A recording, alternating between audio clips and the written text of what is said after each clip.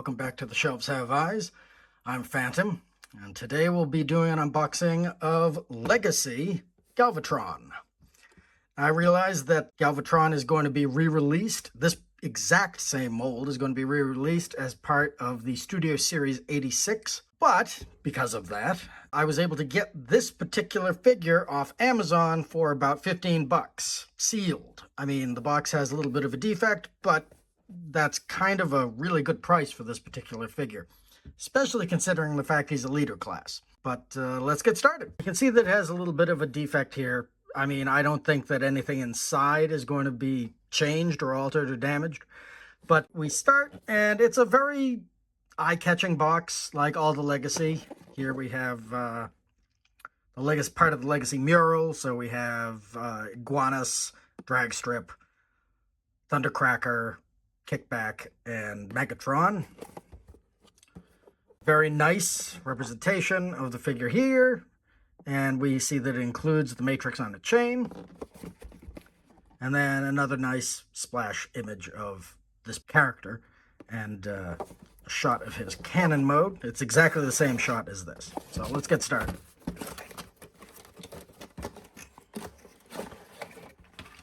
All right, so inside the box, we have the figure itself, Matrix on a chain, his fusion cannon, or his particle cannon, and these two pieces which attach to the side of the connector to make this into the cannon in his rolling mortar mode. I don't know why they included these. I don't think these pieces are going to be included in the Studio Series 86 version of the figure, simply because they are not movie or original toy accurate, but who knows. The Studio Series 86 version of this figure will also be colored slightly lighter to match his coloration in the movie. But I think this is a very eye-catching color. It's very nice. It's distinct from all of the colors of Shockwave that we've seen. If anything, I would equate it to the Cyclonus coloration, which I think is very nice and provides a little bit of consistency in the Unicron-spawned Decepticons from the 86 movie. Instruction booklet. That's a lot of ties.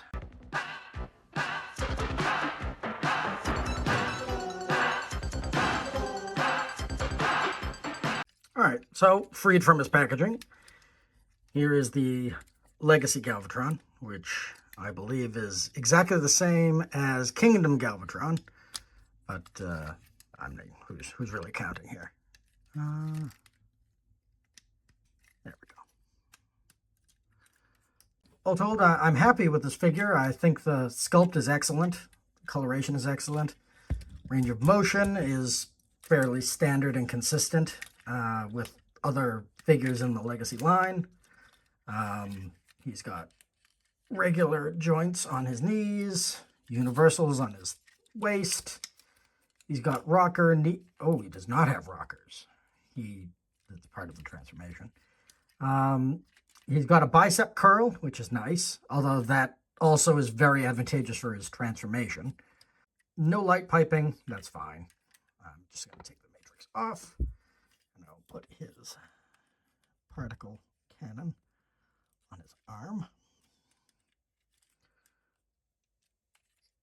But yeah, as things go, this is a very nice representation of the character. I think it looks noticeably better than the previous versions Hasbro has put out. I was not really satisfied with the version that they put out for way back when. What was it? Power of the Primes? Power of the Primes of Titan's Return. I didn't particularly care for it very much. I didn't think it was a very good sculpt. I think I have the figure.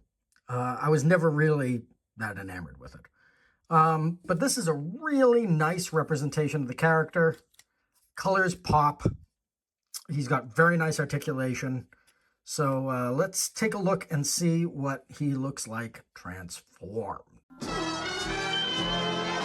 Here's Galvatron in his Cybertronian artillery gun mode, cannon mode, space cannon, mortar, space mortar, Decepticon space mortar mode. All told, you know, I think this alternate mode is more than the sum of its parts, because in the process of transforming it, it doesn't look like it's really going to turn into anything.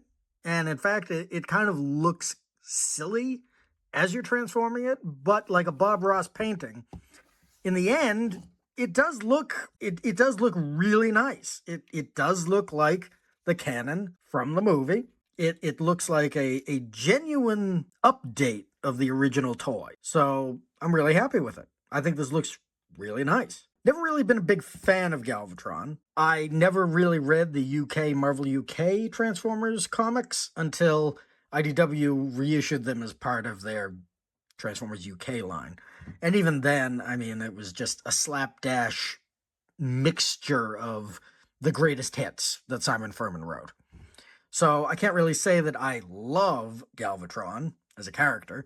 I thought he was interesting in the movie. When I was a kid, I did not like him in the G1 Season 3 because it was just such a complete and total shift from the Leonard Nimoy voiced version of the character.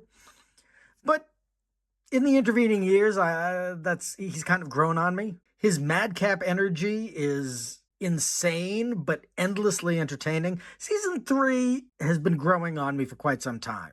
I remember really liking Season 3 when it first came out. When I was a kid, I watched it on TV. And then when Rhino put out Season 3 on DVD, I watched it again, and I was, what is this? The animation is terrible. The characters are terrible. I hate Rodimus Prime. Galvatron is insane. Nothing makes any sense. What is going on here? I mean, you have Munka Spanka in the very first episode. It doesn't matter. It doesn't matter. But now, having gone back and watched the Shout Factory DVDs, and of course it's now on streaming, etc., I appreciate the fact that Season 3 was trying to do something different. I don't think that they were successful, but I think there are quite a few stories in Season 3 that it would be very hard to imagine appearing in Seasons 1 and 2. And then again, there are bits of animation in Season 3 that never would have flown in Season 1 and 2. Although, now that I say that, I mean, City of Steel is terrible. Yeah, there are a lot of really bad episodes in Seasons 1 and 2, but, I mean, but, I mean, they were all done by ACOM, so that actually kind of makes sense. Anyway, back to the figure. I really like this figure. I think it looks really nice.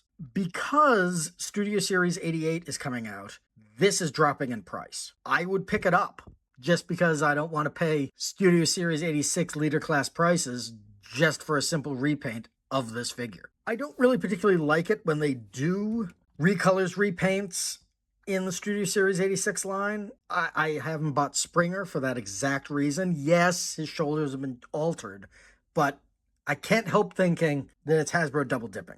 I mean, Optimus, brand new mold, excellent. All the Dinobots, brand new molds. Cup, brand new mold. Hot Rod is an extensive retool. RC is, Ultra Magnus, I refuse to pay the price for Ultra Magnus. For the price point that they ask for Ultra Magnus, that figure better look 100 times better than it does.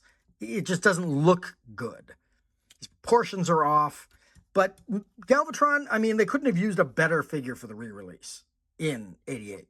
I mean, I don't think Hasbro has made a better looking Galvatron figure. And the fact that it actually transforms into something that is easily 80% there, amazing. Engineering-wise, this is excellent. It was just a puzzle box, but a surprise transforming this figure. So I would say, if you're itching for a Galvatron and you don't have this toy already, take a look on the secondary market and see if, or even the primary market. I got this one off Amazon. See if you can get a good deal, because it's definitely a toy worth owning, and prices are going to be going down because of the Studio Series 86 re-release.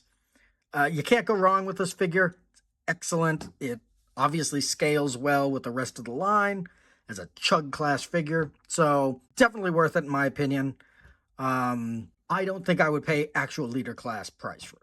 I mean, I bought Blitzwing for leader class price, and I have problems with that figure, but I understand that I was paying for the engineering. This is some marvelous engineering, but I don't think I would pay full leader class price for this. I'm not saying it's not worth it. I'm just saying I personally, as a fairly financially reserved collector, would want to have a wait-and-see approach and see if I could get this one on the cheap. But I'm definitely not dissatisfied with it. I'm happy to own it, and also it means I don't need to get Studio Series 86. So I hope that this has been helpful, and I will be probably doing Comic Edition Straxus next, which is a retool of this mold, so it'll be interesting to compare the two. But that's all I've got for now. I hope you've enjoyed this, and I hope you'll join me for the next episode. Have a good night.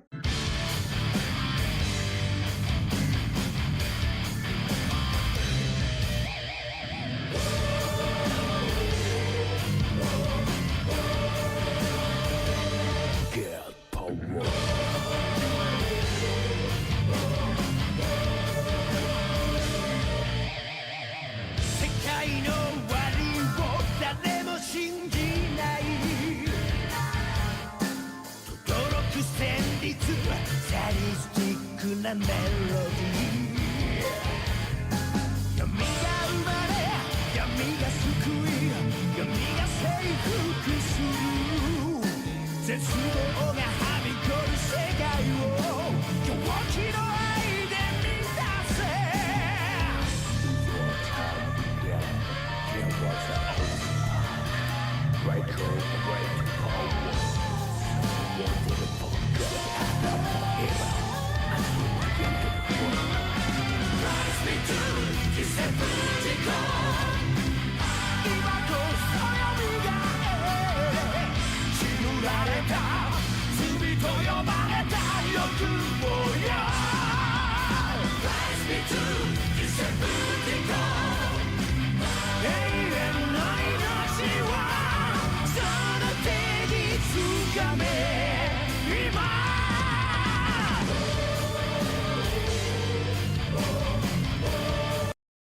今